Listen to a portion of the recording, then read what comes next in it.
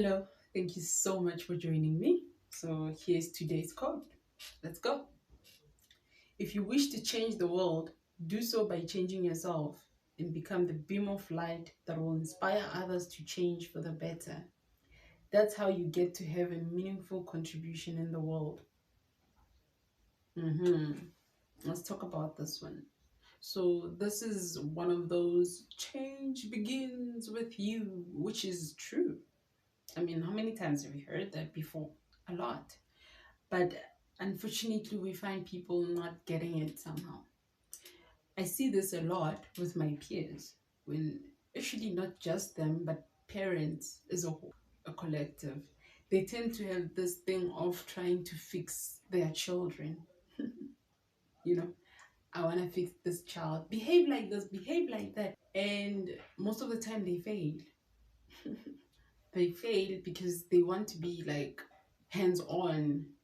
They use like dictatorship. They want to, or if they can lock you in the house, they would do it. If they can lock you in the house or put you in whatever, or just go every day with you, make decisions for you, they will do it, which is not good. It's not good because now you're raising individuals who are unable to show up in the world without you. They don't trust their ability to make decisions without you. And we know you can't rely on someone else. For instance, my mother passed on when I was 15. So if she raises me to be an individual who has to rely on her, what happens to me when she's gone? You know? So you have to be one who raises children who can think freely on their own.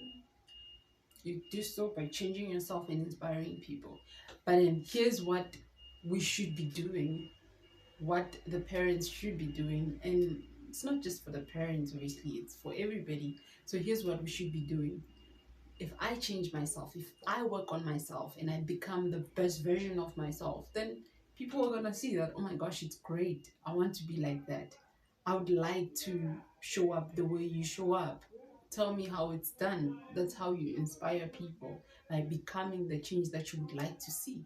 You can't say, oh, my children are not reading. I hope they were reading better. I hope they were eating healthier. I hope they were showing up better. While you yourself are just relaxed. So you're trying to fix them, but you're not fixing yourself. It's never gonna work. But if you fix yourself, exercise, show up for yourself, do your own thing, just go all out for yourself. That becomes inspiring. Of course, we're going to see that glow. We're just going to see it. We're never gonna miss it. And allow us to come to you and be like, please tell us how you do it. Please be my motivation. Please be my support system if you have it in you. Because you don't owe people anything, but when you have enough in your cup, share with the world. Why not? So it always starts with you.